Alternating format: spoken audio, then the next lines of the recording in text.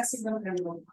Pero tenemos nuestros propios ventiladores que hacen lo posible.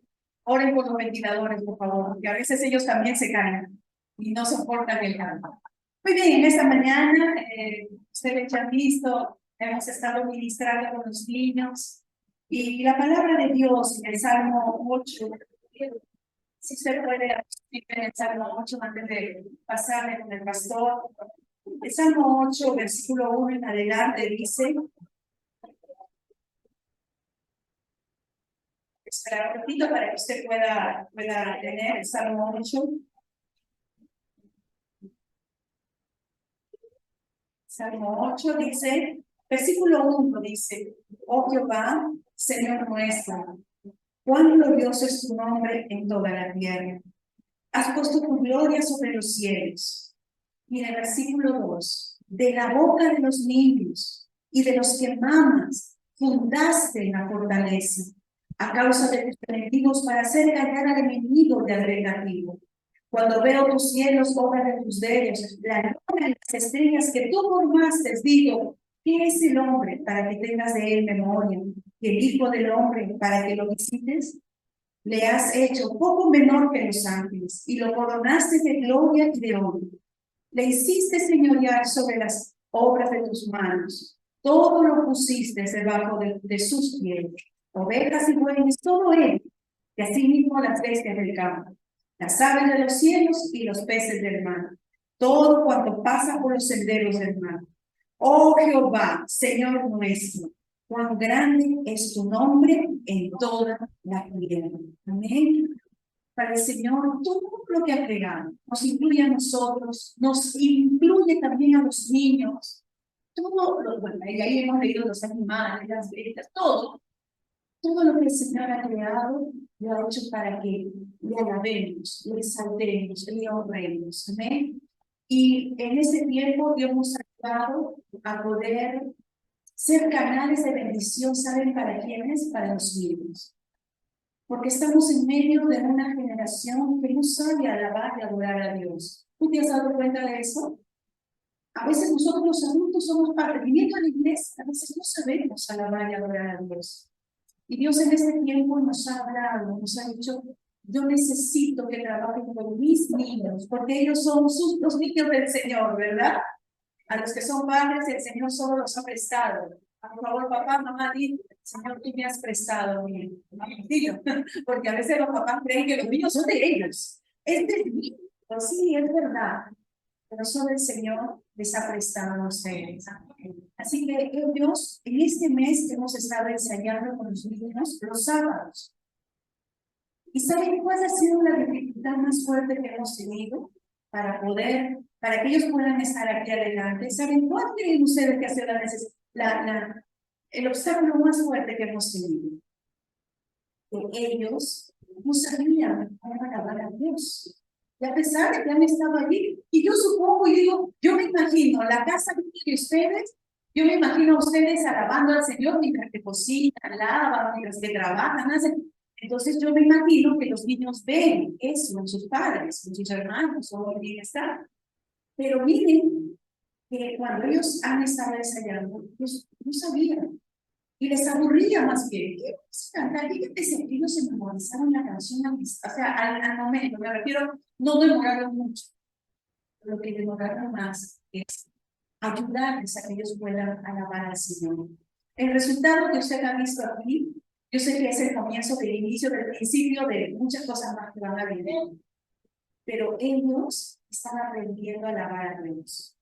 ¿Y por qué nos hemos puesto aquí, en esta sección? Porque ellos necesitan ver modelos de hombres y mujeres que alaban y adoran a Dios. Si ellos no ven modelos, ¿qué van a hacer ellos? Van a estar como algunas personas que no conocen a Dios. Y entendemos eso, no conocen a Dios, por eso que no saben. Pero usted y yo conocemos a Dios. ¿A cuántos días les ha cambiado la vida? Se ha cambiado la vida, se está cambiando el carácter, nos está cambiando la forma de ser, nuestras reacciones, emociones, ha cambiado muchas cosas y seguirá haciéndolo porque todavía nos falta. ¿Ven? ¿Cuándo dicen amén?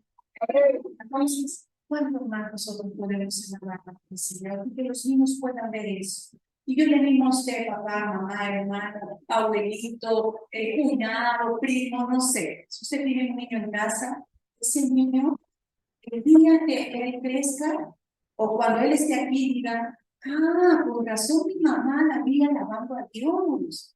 Ah, por razón mi papá le vi cantando a Dios. Ah, por razón mi papá, mi mamá, mis hermanos estaban alabando, haciendo coreografías para Dios en mi casa. Ay, por eso es. ¿Me entienden? ¿Me están entendiendo? Alabe a Dios en su casa. Y los niños van a aprender a alabar a Dios aquí en la casa del Señor. Amén. Muy bien, mis amados. Así que preparados ahora, abra su Biblia en el libro de Nehemías, que seguimos con el estudio de este precioso libro y vamos a invitar al pastor para que el Señor siga hablándonos a través de su bendita palabra. Amén. Nehemías capítulo 9, creo que estamos, ¿verdad? 8 o 9.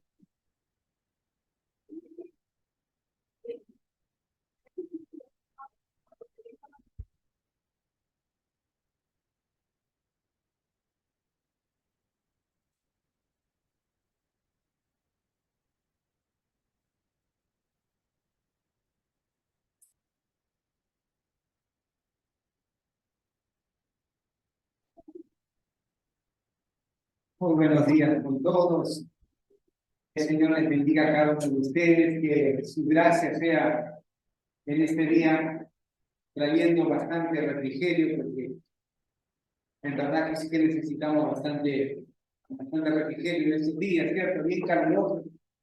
A veces uno ya no puede dormir en la noche porque semejante sauna que tenemos, sobre todo aquellos que nuestras casas se calientan tanto. Pero que el Señor trae un refrigerio en esta mañana, ¿eh? Ah, y yo quería unirme con el corazón de lo que compartía el pastor. La verdad que los niños son tan lindos, ¿no? ¿Cuándo se han alegrado de verlos en esta mañana? Alabamos al Señor. Y todavía han estrenado micrófonos nuevos. Ayer cuando le dije a los niños, miren, mañana van a cantar ustedes y van a cantar con micrófonos nuevos, ¿sí? Porque son meses más contentos. Y bueno, el Señor es fiel con nosotros. Vamos a meditar en la palabra del Señor en el libro de Nehemías. Gracias al Señor por sus vidas y por este tiempo que venimos para poder recibir la palabra del Señor. Nos hemos quedado en el capítulo 9 y ya vamos a terminar este capítulo 9 hoy. Y Dios nos sigue hablando sobre lo que Él quiere hacer en medio nuestro a través de su misericordia, de su gracia. Porque hay algo que nosotros tenemos que comprender, ¿no? Que nuestra vida está yendo a un proceso de transformación. Todos nosotros estamos yendo cada día a un proceso de transformación. Y ese proceso de transformación necesita de varios ingredientes en nuestra vida. Digo de varios porque es un proceso. Y lo que Dios usa para que ese proceso sea mucho más eficiente, sea mucho más limpio, sea mucho más efectivo y sea también mucho más alegre, es el arrepentimiento. El arrepentimiento es algo, yo diría que es algo con lo que vamos a vivir toda nuestra vida hasta que el Señor transforme nuestro ser completamente.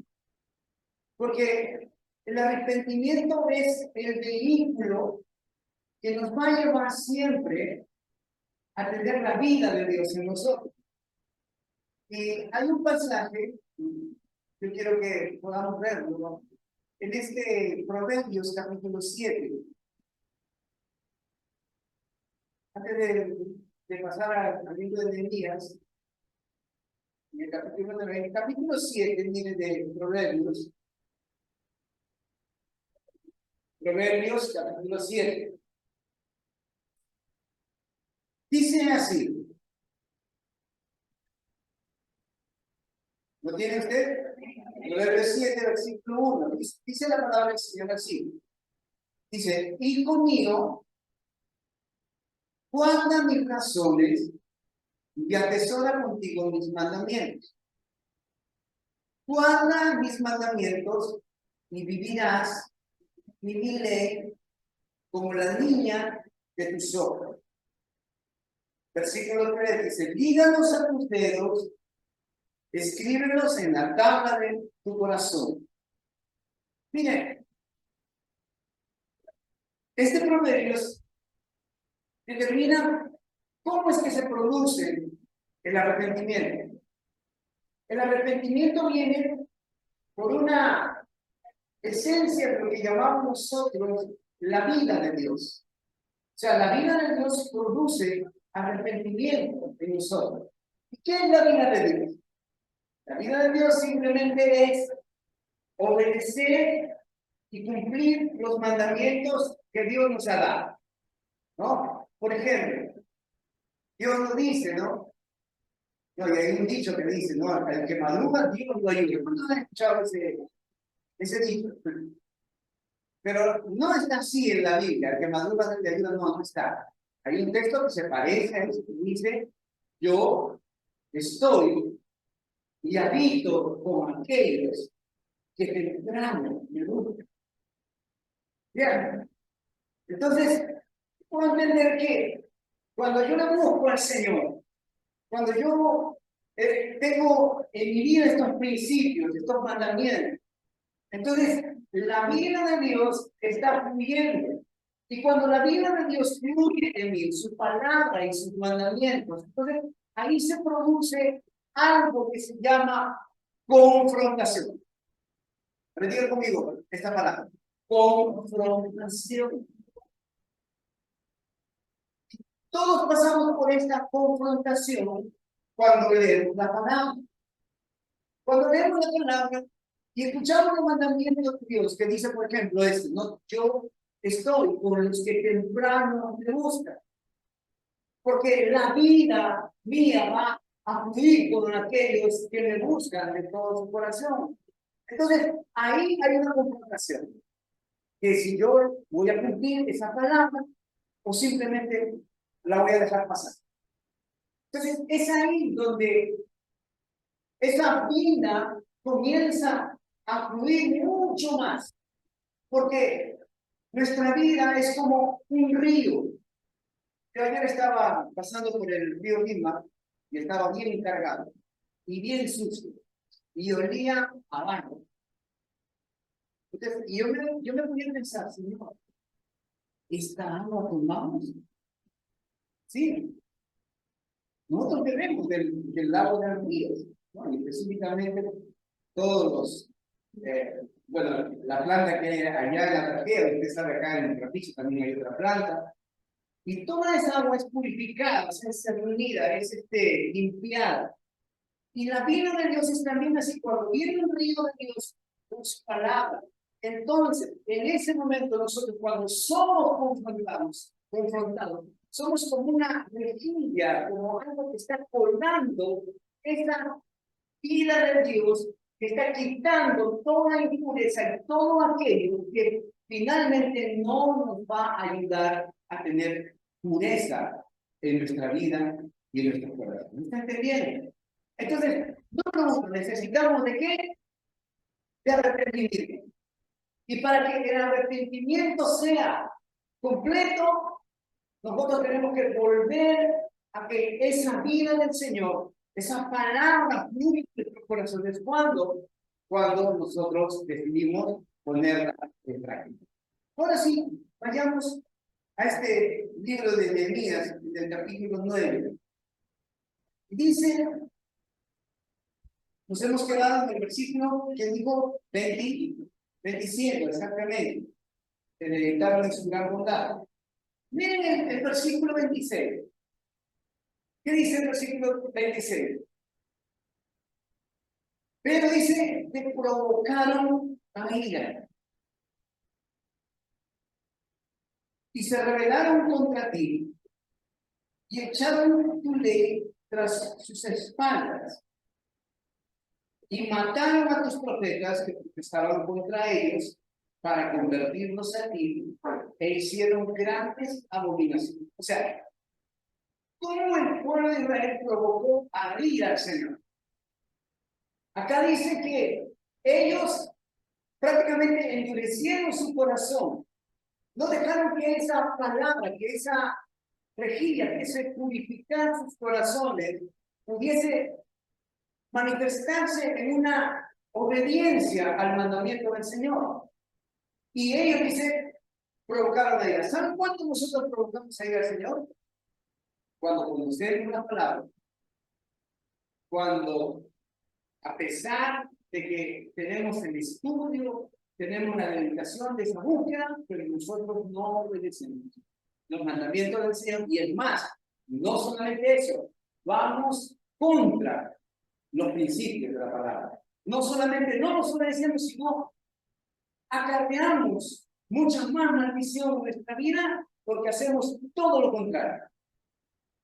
No sé si ha visto a los niños, que estamos hablando de niños, cuando mamá le dice, hijito, no vas a hacerlo. Y el niño, en vez de no hacerlo, no solo no lo hace, sino hace todo lo contrario.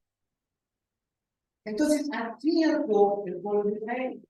O sea, en vez de obedecer la palabra, en vez de no la cumplió, hizo todo lo contrario.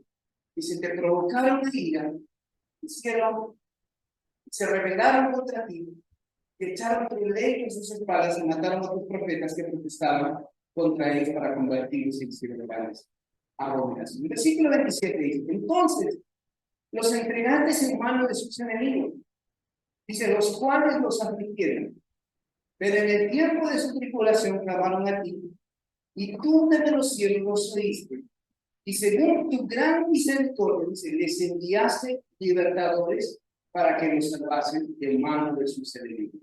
Versículo 28. Dice, pero una vez que tenían paz, dice, volvían a ser humanos delante de ti. ¿No? Miren cómo era el Señor. El Señor manifestaba su gracia, su misericordia, su favor, los rescataba, les daba alimento, los sostenía. Pero ellos, a pesar de todo lo que Dios hacía con sus vidas, ¿qué hacían ellos? Ellos otra vez volvían a desobedecer los mandamientos, volvían a rebelarse, volvían a tener en su corazón esa dureza que no manaba la vida de Dios. Pero con todo ello, otra vez, ¿qué hacía el Señor? Exactamente. Dice, con todas esas cosas, dice, el Señor les mostraba otra vez su misericordia.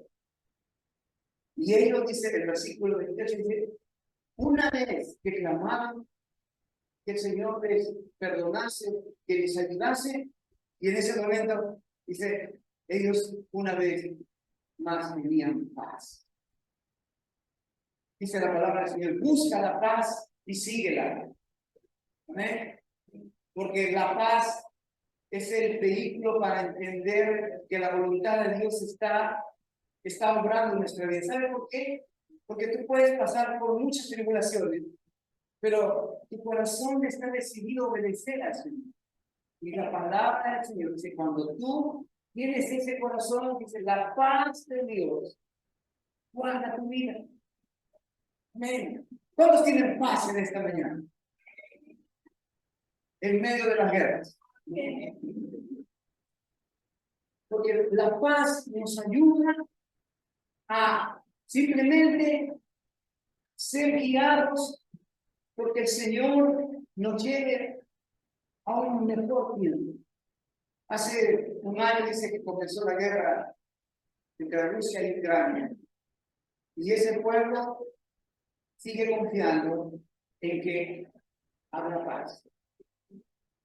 Miren, con todo ello tenían paz. Pero, o sea, por lo menos que tenían paz, ¿qué dice ahí? Volvían, dice, a hacer lo malo. Algunos de repente están escandalizados con el pueblo de Israel. ¿Cómo? A ver, diga conmigo. ¿Cómo?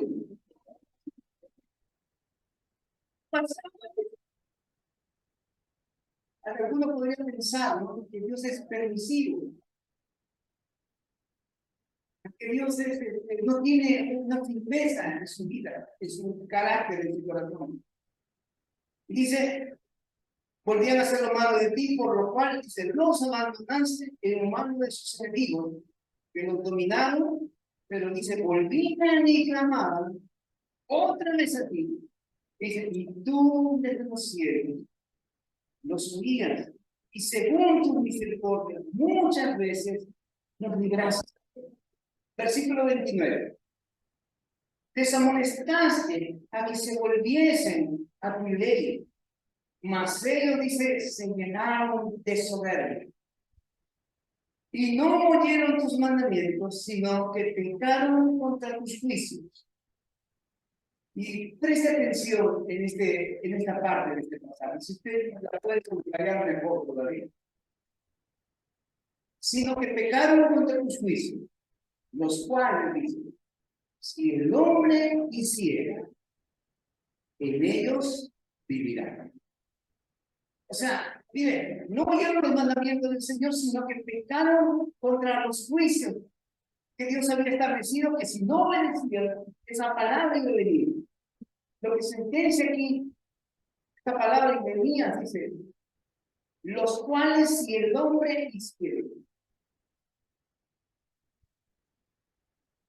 Usted sabe que yo le doy oportunidad a Caín de no matar a su hermano Abel. Yo le doy oportunidad.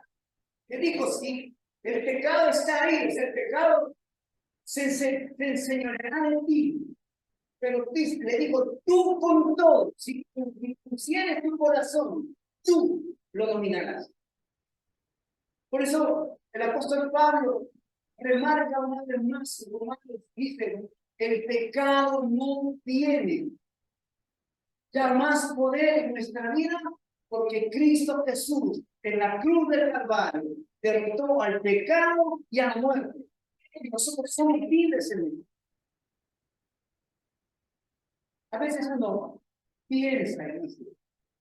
No sé si usted se ha levantado una mañana así, pero que el día no haré este trabajo. Creo que el día, con todas las fuerzas que yo ponga, no me van a salir bien las cosas. ¿A cuánto les ha pasado eso? Bueno, porque se despierta de no tiene fuerza. No, Señor, y encima mira las noticias de todo es negativo. Y uno dice, ¿y qué gano yo con esto? ¿Qué pasará hoy en mi vida? Y es ahí donde la palabra del Señor viene y nos atestigua contra aquello que nosotros estamos consintiendo en nuestro corazón, que no es el conocimiento de Dios. El conocimiento de Dios, dice Jesús, dijo, y conoceréis la verdad, y la verdad, cosa nos hará libres. A mí me ha pasado esas cosas. Y después de ello he pensado y he dicho, pero el Señor siempre va a ganar conmigo. Yo después de ese día malo, al día siguiente he pensado y he dicho, ¿qué me problema si el Señor siempre va a ganar? Si el Señor siempre va a hacer las cosas, si el Señor siempre me va a dar de su mano, si el Señor siempre va a estar conmigo, me va a ayudar. Y el Señor sentencia muchas veces en su palabra. Dice, el justo por la fe vivirá. El justo por su fe, por su convicción, por lo que cree, por lo que el Señor ha trabajado dentro de ti. ¿Saben uno de los pecados más grandes que nosotros como iglesia del Señor cometemos? Es lo mismo que le pasó a muchos jóvenes y a muchas mujeres. Que tenemos el conocimiento de Dios en nuestra vida, pero no solo un pueblo arrepentido para decir, Señor, trabaja en mí tu palabra. Eso significa arrepentimiento. Eso significa cambio. Eso significa transformación. Entonces, cuando yo le digo eso al Señor, entonces le estoy diciendo, Señor, vive en mí. Vive en mí. El Señor Jesús dijo, antes de irse de esta tierra, Él dijo lo siguiente, dijo a sus discípulos, es necesario que yo me vaya porque el Consolador tiene que venir. Y cuando venga el Consolador, el Espíritu de Dios, que dice, estarán en ustedes. Nosotros, dice después, en plural, dice, vendremos y haremos morada en ustedes. O sea, quiere decir, el Padre, el Hijo y el Espíritu Santo tienen una morada. Yo soy su templo, yo soy su casa, yo soy su habitación. Entonces, cuando Él hace esa morada en mi vida, todos los días yo voy a tener una vida arrepentida. Porque su palabra va a morar en mí, no va a atesorar, como decía el proverbio, dice, hijo mío, guarda mis mandamientos, mis dignidades. Yo pregunto en esta hora, ¿cuántos queremos la vida de Dios? ¿Cuántos queremos la vida de Dios? Yo quiero la vida de Dios. Entonces, para que la vida de Dios fluya en mí, yo tengo que decir, como dijo Jesús, el que quiera seguir, niéguese primeramente a sí mismo, tome su cruz y siga, y vivirá.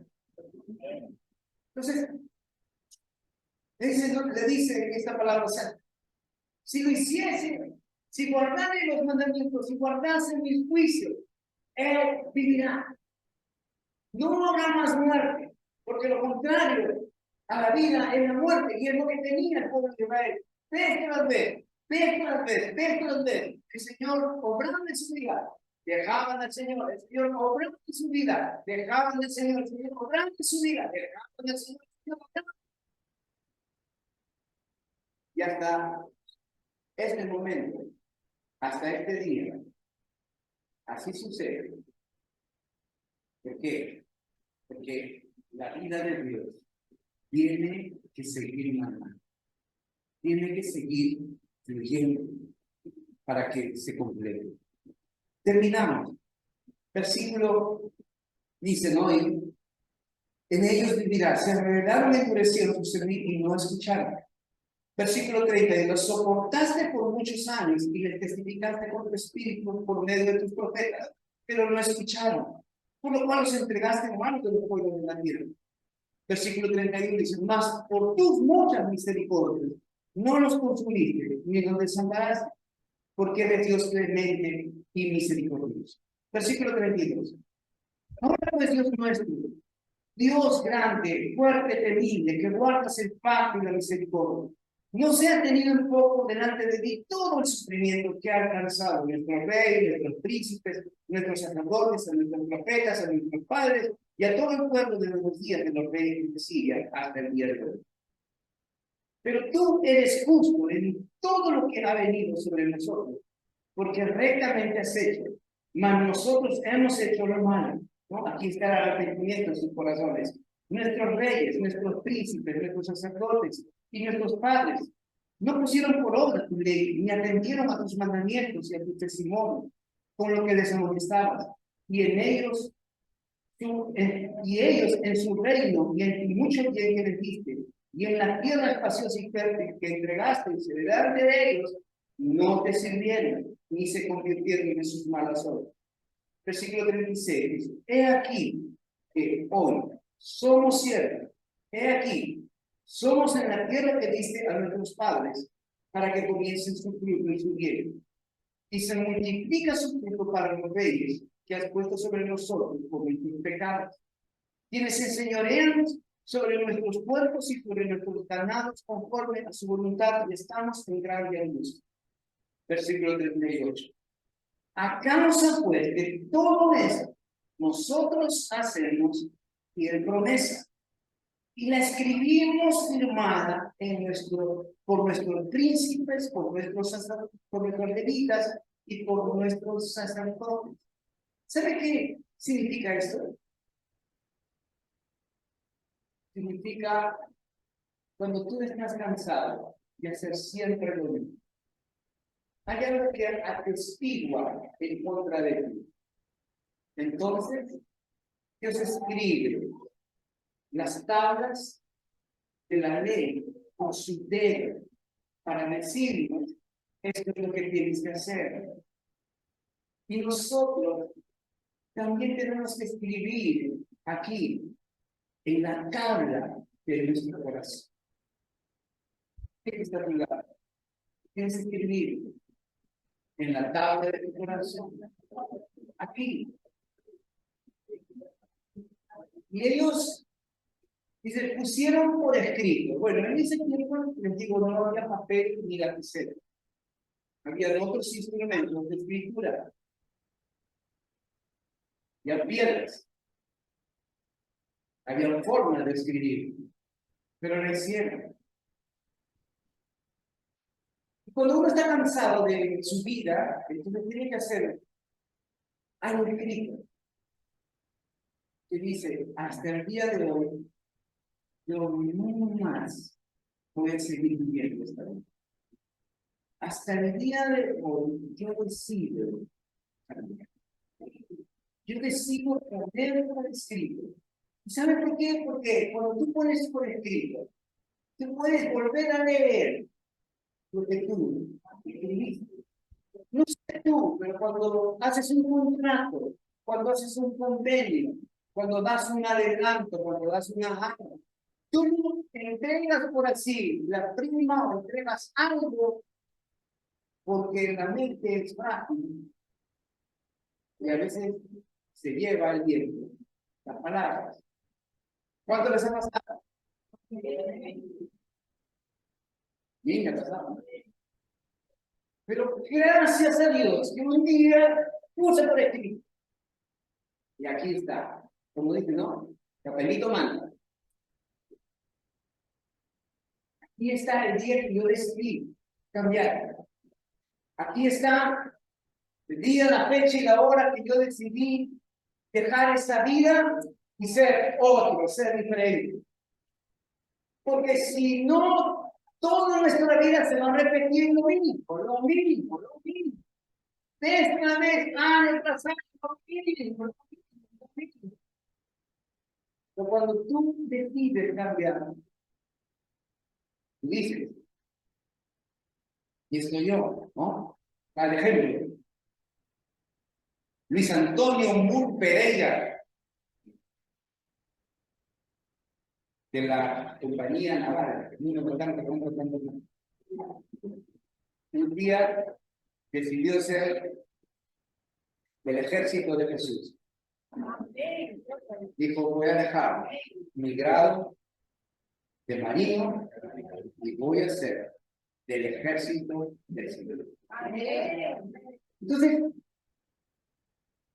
no es simplemente un papel, es una vida, es tu dedicación, es lo que tú dices, ahora es el momento. Usted vea la versión de la versión cachetada, o sea, la tele,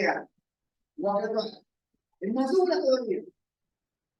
Y nosotros decidimos ya cambiar nuestra vida, ahora decidimos comprometernos y ponernos por obra y decir, hasta aquí, Señor, yo voy a dejar de ser alguien que ha estado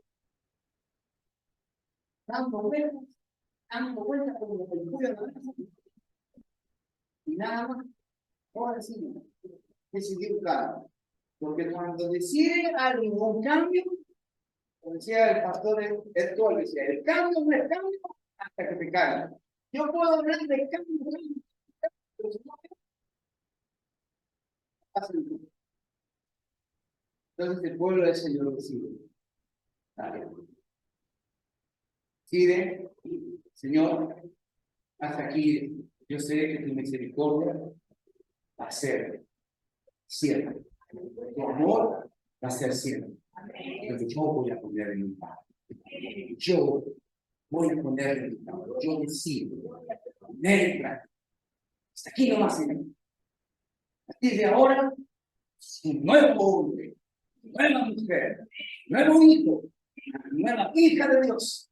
Y lo escribimos todos, lo firmamos los 12 príncipes.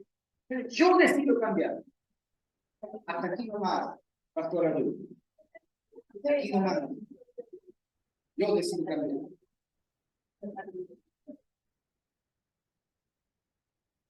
¿Ven? Entonces, ¿qué harás tú? ¿Qué haremos nosotros?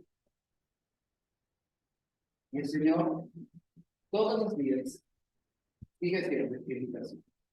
Y es una invitación, no es una orden, pero es una decisión de nuestra vida. ¿Amén? ¿Cuántos dicen amén al Señor? Con alegría, por favor. ¿Cuántos dicen amén al Señor? Amén. Entonces vamos a poner el pie y decir, sí, Señor.